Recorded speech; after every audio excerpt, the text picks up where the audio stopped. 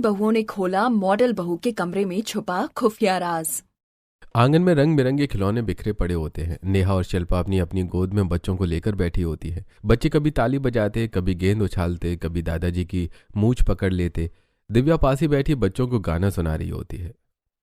अरे वाह, हमारे घर का सबसे बड़ा खिलाड़ी तो यही निकला। कमला देवी भी बच्चों को प्यार कर रही होती है, लेकिन उनकी नजर बार बार उस बंद कमरे की ओर जा रही होती है जहां माया अक्सर बंद रहती है। पता नहीं माया को क्या हो गया है, जब देखो कमरे में ही घुसी रहती है। माना इसकी कोई औलाद नहीं है, लेकिन इन बच्चों के साथ तो खेल ही सकती है। जब देखो उस काल कोठरी में बंद रहती है। कमला, जो भी बोलती हो सोच समझ कर बोला करो। घर में और भी बच्चे हैं, उनके कान भी है। तो इसमें मैंने गलत क्या कह दिया? 8 साल हो गए हैं उसकी शादी को और अभी तक बच्चा नहीं है। ज्यादा ड्रामा मत करो, किसी की तकलीफ को तमाशा मत बनाओ।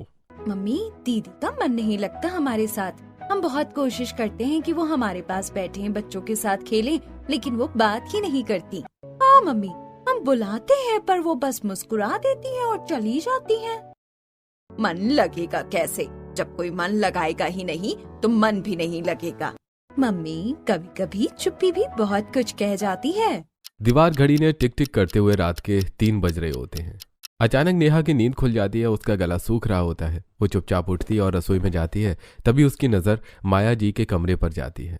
लाइट जली होती है। वहां से साफ साफ टिक टिक टिक की आवाज आ रही होती है, जैसे कोई मशीन लगातार चल रही हो।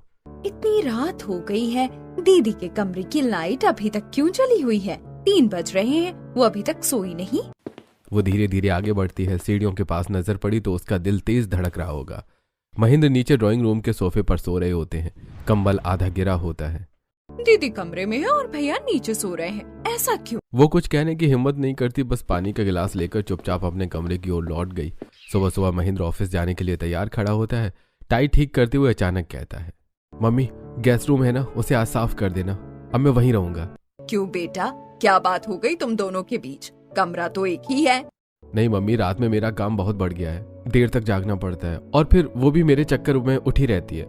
ठीक है बेटा, मैं करवा दूंगी। थोड़ी देर बाद नेहा शिल्पा और दिव्या को एक कोने में बुलाती है। पता नहीं क्या चल रहा है। रात को मैंने देखा भैया सोफे पर सो रहे थे और आज गेस्ट रूम मांग रहे हैं। सच? और दीदी के कमरे की लाइट दिन में तो बंद ही नहीं होती और रात को भी पूरी रात जली रहती है। मैंने कई बार सुना है रात में उनके कमरे से कोई अजीब सी आवाज आती है। टिक टिक की आवाज, जैसे कोई मशीन चल रही हो। पर ऐसा क्यों? भैया अलग सोते हैं, दीदी अपने ही कमरे में अलग रहती हैं।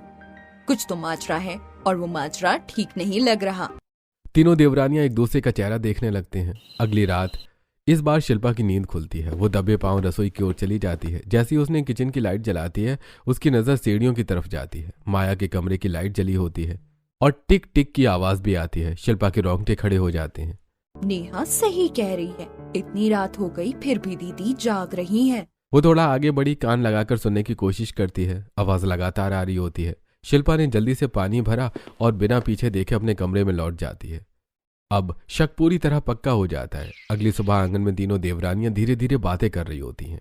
अरे यार, तू तो सही कह रही थी। रात को दीदी के कमरे की लाइट जली हुई थी और वही टिक टिक की आवाज। मैंने कहा था ना, ये कोई आम बात नहीं है। पर सवाल ये है कि वो करती क्या है? दिन रात लाइट, ऊपर से कमरे में ताला। तभी पीछे से आवाज आती है। माया कमरे से बाहर आती है। चेहरे पर मुस्कान बिल्कुल सामान्य होती है। माया बेटा, मेरे लिए जरा चाय बना दे। जी मम्मी, अभी बना देती हूँ। वो रसोई की तरफ चली जाती है, जैसे कुछ हुआ ही ना हो। हाँ, दिन में दीदी कितने प्यार से पेश आती हैं। हाँ, लेकिन रात होते ही इन्हें क्या हो जाता है, जैसे कोई और ही इंसान बन जाती हूँ। मुझे तो लगता है इनके कमरे में कोई खुफिया राज छुपा है। और वो राज इसीलिए छुपा है क्योंकि उनके कमरे में हमेशा चाबी लगी रहती है। तूने कभी देखा है उनका कमरा खुला? कभी नहीं, एक दिन में भी नहीं। अगले दिन गली के कोने पर कमला देवी मोहल्ले की औरतों के साथ खड़ी होती है। कमल जी, मेरी बहू को तो 2 साल में ही बच्चा हो गया। आपके घर में कब खुशखबरी मिलेगी? माया को तो पूरे 8 साल हो गए। पता नहीं बहन जी, माया का तो कुछ समझ ही नहीं आता। वो तो शायद ऐसे ही रहेगी पूरी जिंदगी। अरे इतनी देर क्यों? कुछ इलाज उलाज नहीं कराया? कितनी बार कहा है उसे अब एक बच्चा कर लो, लेकिन वो कभी सुनती ही नहीं। और सुना है पूरे दिन कमरे में ही कैद रहती है, न घर का काम न किसी से बात। हाँ बहन जी, आपको क्या बताऊं, घर के अलग ही राज चल रहे हैं। अब तो महेंद्र भी अलग सोने लगा है। अरे आपकी दोनों छोटी बहुओं के तो बच्चे हो गए, अब उनसे ही कहो जल्दी जल्दी खुशखबरी सुनाएं। हाँ बहन जी ठीक, अब मैं चलती हूँ। माया ये सब सुन लेती है। उसके हाथ कांप रहे होते हैं, आंखें नम, लेकिन चेहरे पर गुस्सा होता है।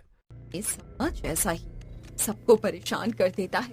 अगर कोई एक परंपरा तोड़ दे तो उसे दोषी ठहराने लगते हैं। किसी ने कभी ये नहीं पूछा कि सच क्या है, सब बस फैसला सुना देते हैं। अगले दिन ड्राइंग रूम, महेंद्र अकेले सोफे पर सोए होते हैं, कंबल आधा गिरा हुआ और चेहरा थका हुआ। ऊपर माया के कमरे की लाइट जल रही होती है। देख रही है भैया फिर नीचे ही सो रहे हैं। पति पत्नी होकर भी दोनों अलग अलग। उसी पल ऊपर से फिर वही आवाज आती है, टिक टिक। अगर सब ठीक होता तो ऐसा सन्नाटा नहीं होता। तीनों देवरानियों के मन में एक ही सवाल गूंज रहा है, आखिर माया अपने कमरे में करती क्या है। अगली सुबह कमला देवी ने आखिरकार माया से पूछ ही लेती है, तू पूरा दिन अपने कमरे में क्यों रहती है? ना किसी से मिलना जुलना, ना बच्चों के पास आना। माया का चेहरा पल में बदल जाता है, उसकी आंखों में गुस्सा साफ झलकने लगता है। मेरी मर्जी मम्मी। अरे ये क्या बात हुई भला? मुझसे सवाल करना बंद कीजिए। और वो तेज कदमों से वहां से चली जाती है। अगले दिन ड्राइंग रूम में रिश्तेदार बैठे होते हैं, बुआ जी, फूफा जी, कुछ और मेहमान भी। हंसी मजाक चल रहा होता है। रसोई में तीनों देवरानी मिलकर खाना बना रही होती हैं। माया भी वहीं खड़ी होती है, लेकिन उसका ध्यान बार बार रसोई से बाहर जा रहा होता है। कभी वो चुपचाप रसोई से निकलती तो कभी 2 मिनट बाद वापस आती और फिर कुछ ही देर में दोबारा अपने कमरे की तरफ चली जाती है। ये सब मेहमानों की नजरों से छुपा नहीं रहता है। दीदी को काम तो कुछ करना होता नहीं है, मिनट मिनट में अपने कमरे में भाग जाती हैं। आज तो मेहमान भी सब देख रहे हैं। अरे कमला, माया क्या पूरे दिन कमरे में ही रहती है? पिछले 1 घंटे में 2-3 बार अपने कमरे में चली गई। अरे आपकी बहू तो कमरे में ही कैद रहती है। अरे नहीं नहीं, बस उसकी थोड़ी तबीयत खराब है। मेहमान बात बदलकर कुछ और बातें करते हैं, लेकिन कमला देवी का मन अंदर ही अंदर उबल रही होती है। इस लड़की ने तो हमारा दिमाग खराब कर रखा है। ये उस कमरे का पीछा कभी नहीं छोड़ेगी और न ही ये लोग सवाल करना। अगले दिन तीनों देवरानियां आंगन में बैठी सब्जी काट रही होती हैं। उनकी नजर बार बार ऊपर होती है, माया के कमरे की तरफ जाती है। तुमने नोटिस किया है, जब भी दीदी अपने कमरे जाती है पूरे घर की खिड़कियां और दरवाजे बंद कर देती है। हाँ, और खाना भी अपने कमरे में ही ले जाती है। पता नहीं दीदी हम सबके साथ बैठकर खाना क्यों नहीं खाती। जरूर दीदी के कमरे का कोई राज है, हमें इसका पता लगाना पड़ेगा। लेकिन कैसे? चाबी तो हमेशा दीदी के पास रहती है, देखा है ना, उनकी साड़ी में टंगी रहती है। उसी वक्त नेहा की नजर सामने पड़ती है। माया फिर से अपने कमरे की ओर जा रही होती है, साड़ी के पल्लू से चाबी झूल रही होती है। चलो हम भी दीदी के पीछे पीछे चलते हैं, देखो वो फिर से कमरे में जा रही है। तीनों दबे पांव उसके पीछे चली जाती हैं। जैसी माया कमरे के अंदर घुसती है, दरवाजा बंद करने लगती है। उसी पल दरवाजा बंद होते वक्त कमरे के अंदर एक झलक दिखती है। कोने में रखा हुआ एक पुराना संदूक, मोटे लोहे के कुंडे वाला। ये तो पुराना सा संदूक है, लगता है दीदी की शादी में मिला होगा। पर इसमें ऐसा क्या खास है जिसके लिए दीदी दिन रात इस कमरे की रखवाली करती रहती है? दरवाजा पूरी तरह बंद हो जाता है। आंगन में तीनों देवरानियां बैठी हुई बातें कर रही होती हैं। उनकी नजर बार बार माया के कमरे की तरफ जा रही होती है। चाबी तो हर वक्त दीदी की साड़ी में टंगी रहती है, सीधे सीधे तो मिलने वाली है नहीं। तो फिर थोड़ा दिमाग लगाना पड़ेगा। उस शाम दिव्या अपने कमरे में जाती है, मोबाइल निकालती है और एक दूसरे नंबर से कॉल मिलाती है और मुंह पर रुमाल रखकर बात करती है। फोन की घंटी बजती है। हेलो, मैं माया की माँ बोल रही हूँ। अरे बहन जी, सब ठीक तो है? मेरी तबीयत बहुत खराब है, आप माया को कुछ दिन घर भेज दो। ठीक है। कॉल कट हो जाती है। कुछ देर बाद कमला देवी ने माया से कहती है, बेटा तेरी मम्मी का फोन आया था, वो कह रही थी कि उनकी तबीयत बहुत ज्यादा खराब है। कोई बात नहीं मम्मी, मैं उनसे फोन पर बात कर लूंगी, मैं घर नहीं जा रही हूँ। पर बेटा एक बार जाकर देख आती।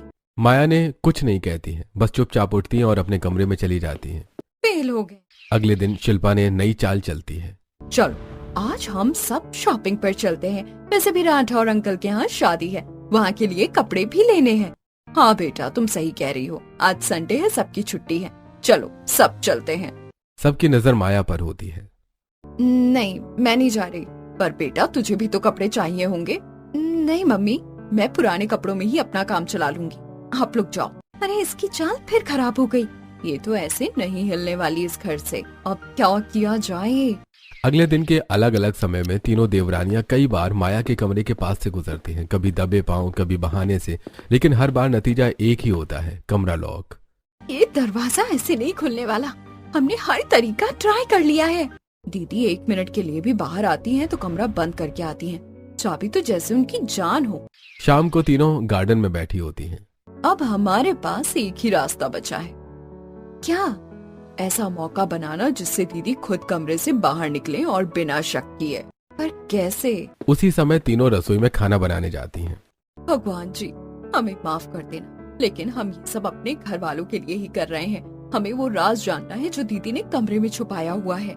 तुम ऐसा क्यों बोल रही हो? और क्या करने वाली हो? दीदी को एलर्जी है ना, उनके खाने में मिर्ची डाल रही, ताकि उन्हें तेज बुखार हो जाए और लूज मोशन भी हो जाएंगे।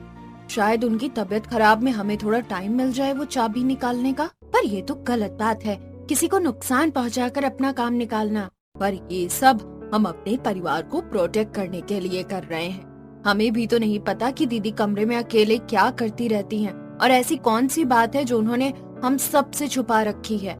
रसोई से खाना परोसकर माया हमेशा की तरह अपनी प्लेट उठाकर सीधे अपने कमरे की ओर चली जाती है। तीनों देवरानियां चुपचाप एक दूसरे को देखती रहती हैं।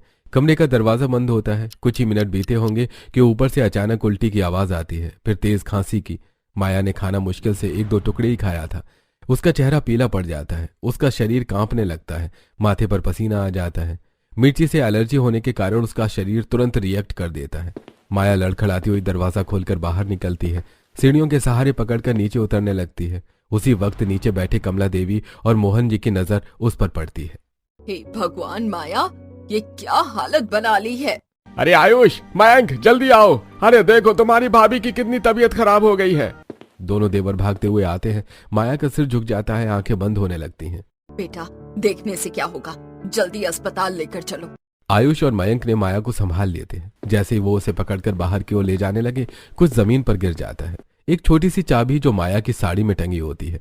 चाबी गिरते ही सबका ध्यान माया पर ही होता है, लेकिन तीनों देवरानियों की नजर उसी पल जमीन पर पड़ती है। उनकी आंखें एक साथ चमक जाती हैं। चाबी उठाकर तीनों देवरानियां भागती हुई ऊपर पहुंचती हैं। नेहा के हाथ में चाबी होती है। शिल्पा ने दरवाजा खोलती है। अंदर कमरा बिल्कुल साधारण होता है। बिस्तर, अलमारी, मेज, सब कुछ वैसा ही जैसा किसी भी कमरे में होता है। तीनों ने जल्दी जल्दी हर कोना छान मारती हैं। अलमारी खोली, दराजें देखी, बिस्तर के नीचे झांकती हैं, लेकिन कुछ भी नहीं मिलता। अगर दीदी के कमरे में कुछ है ही नहीं तो फिर इसे हमेशा बंद करके क्यों रखती हैं? कुछ तो है, वरना इतनी सुरक्षा, इतनी बेचैनी, ये सब बेकार नहीं हो सकता। तीनों कमरे में और गहराई से देखने लगती हैं। तभी दिव्या की नजर सामने टंगे लाल कपड़े पर पड़ती है। वही कपड़ा जिसे वो पहले भी एक झलक में देख चुकी होती हैं। यही कुछ छुपा रहा है। वो लाल कपड़े को खींच देती हैं। कपड़ा हटते ही सामने एक छोटा सा दरवाजा दिखता है, दीवार के अंदर छुपा हुआ। देखो, असली रास्ता यहाँ छुपा है। अब समझ आया इतनी चाबियां क्यों रखती थी। वो एक एक करके हर चाबी लगाकर देखने लगती हैं। आखिरकार एक चाबी से दरवाजा खुल जाता है। अगले ही पल उनके पैरों तले जमीन खिसक जाती है। अंदर का कमरा किसी अस्पताल जैसा माहौल होता है। एक कोने में व्हील चेयर, पास ही स्ट्रेचर, दीवार पर लगी बीपी मशीन, मेज पर रिकॉर्डिंग मशीन और सामने कुछ कागज और एक छोटे बच्चे की तस्वीरें होती हैं। हे भगवान, ये सब क्या है? तीनों जमीन पर बैठ जाती हैं। हाथ कांप रहे होते हैं। दिव्या ने रिकॉर्डिंग मशीन का बटन दबा देती है। रिकॉर्डिंग चलने लगती है। मैं इस घर की जेठानी हूँ और 6 साल पहले मेरा बेटा अपाहिज पैदा हुआ था। मैंने उसे इस दुनिया से छुपा कर पाला है, क्योंकि अगर किसी को पता चल गया तो लोग हमारे बारे में क्या क्या कहेंगे। मम्मी जी आज बच्चे न होने का ताना देती हैं, कल अपाहिज होने का देंगी। इसीलिए मैंने अपने बेटे को सबसे छुपा कर रखा है, ताकि मैं उसकी हिफाजत कर सकूं। ये कमरा मेरा गुनाह नहीं, मेरी मजबूरी है। रिकॉर्डिंग बंद हो जाती है। हमने दीदी को कितना गलत समझा। वो अपने बच्चे को नहीं छुपा रही थी, वो उसे दुनिया की बेरहमी से बचा रही थी। असल खुफिया राज ये नहीं कि कमरे में क्या है, असल राज ये था कि माया दीदी अकेले कितना दर्द सह रही थी। खुफिया कमरे के अंदर तीनों देवरानियां अब हर चीज को नए नजरिए से देख रही होती हैं। उनकी नजर सामने की दीवार पर पड़ती है। वहाँ एक और छोटा सा दरवाजा होता है, आधा खुला हुआ। वो देखो, वहाँ एक और दरवाजा है। तीनों आगे बढ़ती हैं। जैसे ही दरवाजा खोलती हैं, उनकी आंखें भर आती हैं। अंदर एक छोटा सा बच्चा स्ट्रेचर पर लेटा होता है। शरीर कमजोर लेकिन चेहरा मासूम। उसके पास डॉक्टर की फाइलें, दवाइयां और मशीनें रखी होती हैं। ये तो डॉक्टर की रिपोर्ट से दीदी, इसके इलाज के लिए डॉक्टरों के पीछे पीछे जाती रही हैं। देखो बच्चा कितनी शांति से लेटा है, जैसे उसे दुनिया का डर ही नहीं पता। लेकिन दीदी ने ये बात सबसे छुपाई ही क्यों? अगर बता देती तो सब उनका साथ देते। तुम नहीं जानती, ये समाज इंसान को जीने नहीं देता। आज बच्चा ना होने का ताना, कल अपाहिज होने का ताना। दीदी इस डर से जी रही होंगी कि अगर बच्चा बाहर आया तो दुनिया उन्हें तानों से मार डालेगी। इसीलिए उन्होंने सब कुछ अकेले सह लिया। तीनों की आंखों से आंसू बहने लगते हैं। बहुत हिम्मत चाहिए ये सब करने के लिए, पूरी दुनिया से छुपकर अपने बच्चे को पालना। दीदी को सजा मिलनी चाहिए, लेकिन सजा ये नहीं कि उन्हें दोषी ठहराया जाए। सजा ये कि अब उन्हें अकेले नहीं रहने दिया जाए। अब हम इस बच्चे को इस कमरे में बंद नहीं रहने देंगे। इसकी सच्चाई सबके सामने लाएंगे और इसे एक नई दुनिया दिखाएंगे, अंधेरे कमरे से बिल्कुल अलग। तीनों एक दूसरे की ओर देखती हैं और फिर एक साथ हाथ पर हाथ रखती हैं। अब दीदी अकेली नहीं है। और तीनों ने अपने जुड़े हुए हाथ हवा में उछाल देती हैं। कुछ दिन बाद माया हॉस्पिटल से घर लौटती है। चेहरा पीला, आंखों के नीचे थकान की गहरी लकीरें। सास ससुर चिंता में खड़े होते हैं, लेकिन माया बिना किसी से नजर मिलाए सीधा सीढ़ियों की ओर बढ़ जाती है। दीदी आपके लिए कुछ खाने को ले आऊं? नहीं, मैं अपने कमरे में जा रही हूँ। घर पहुंचते ही माया घबराहट में इधर उधर देखने लगती है, हर दराजें खोलती है। दीदी आप क्या ढूंढ रही हैं? कुछ नहीं, मेरी चाबी, मैं अपने कमरे में जा रही हूँ। दीदी लाओ हम ढूंढ देते हैं। नहीं नहीं, मैं खुद ढूंढ लूंगी। लेकिन तीनों देवरानियां एक दूसरे को देखती हैं और कमरे की ओर बढ़ जाती हैं। रुको तुम लोग, मेरे कमरे में मत जाओ, मैं खुद देख लूंगी। दरवाजा खुलता है, तीनों अंदर कदम रखती हैं। दीदी यही चाबियां है ना आपके कमरे की? तुम्हारे पास मेरे कमरे की चाबी कैसे आई? दीदी जब आप यहाँ नहीं थी हमने सब देख लिया, सब समझ लिया आप क्या छुपा रही। तुम्हारी हिम्मत कैसे हुई मेरी गैर मौजूदगी में मेरे कमरे में जाने की? मेरी जिंदगी में दखल मत दो। दीदी आपने ठीक नहीं किया, वो बच्चा हमारे घर का है। आपको ये बात सबको बतानी चाहिए थी। अगर आप हमें बता देती तो हम बड़े से बड़े डॉक्टर से इलाज करवाते। आप अकेले ये बोझ क्यों उठाती रही? तुम नहीं जानती ये समाज क्या क्या कहता है। ये सब क्या हो रहा है?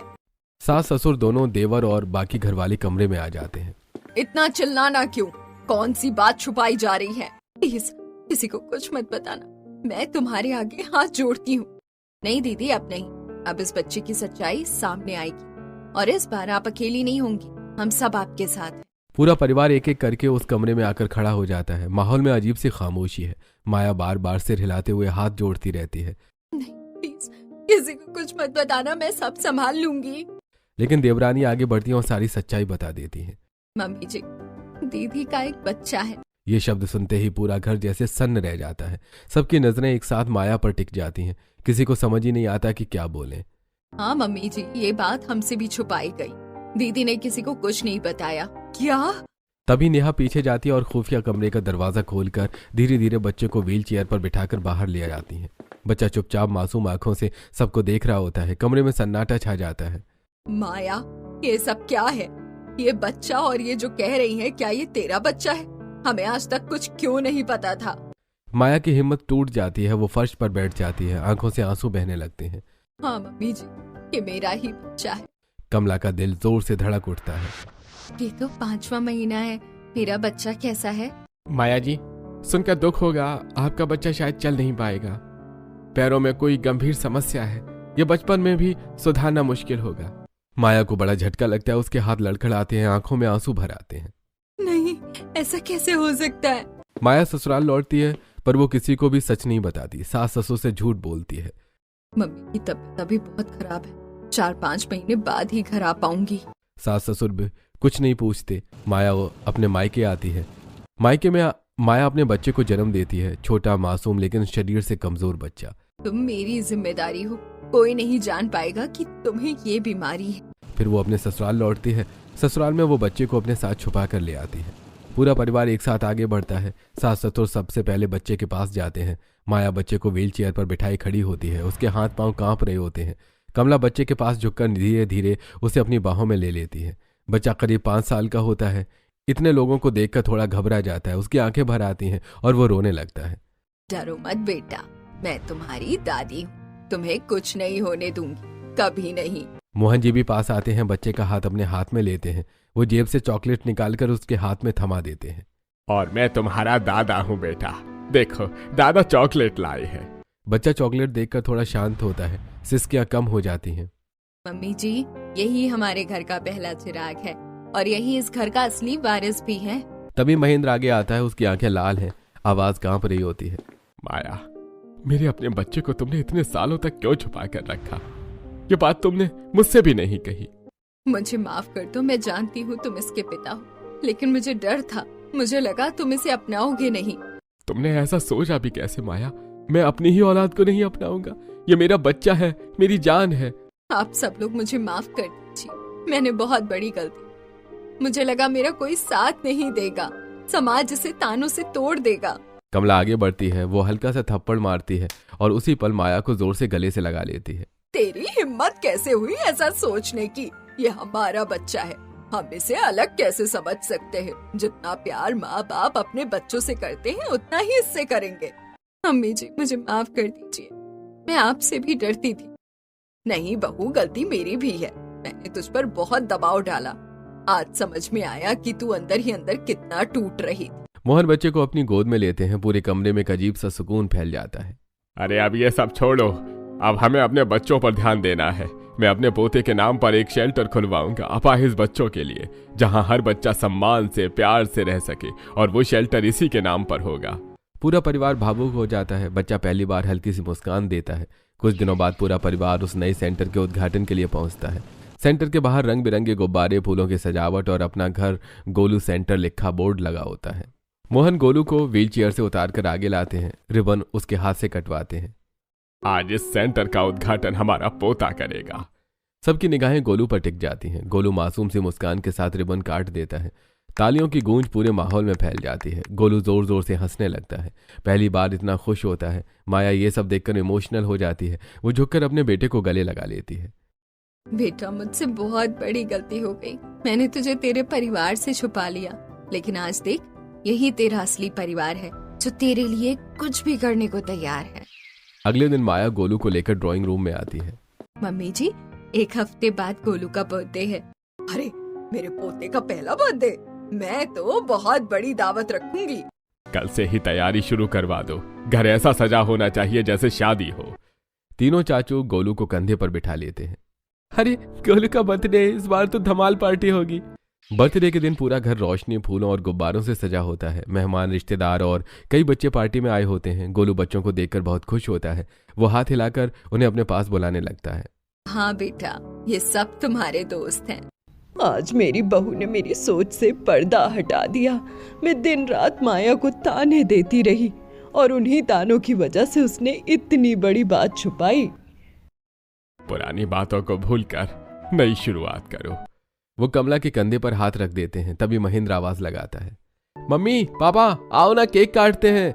पूरा परिवार गोलू के चारों तरफ इकट्ठा हो जाता है। हैप्पी बर्थडे गोलू की आवाज गूंजती है। गोलू अपने 5वें बर्थडे का केक काटता है। तालियां बजती हैं। हंसी और खुशियां हर तरफ फैल जाती हैं।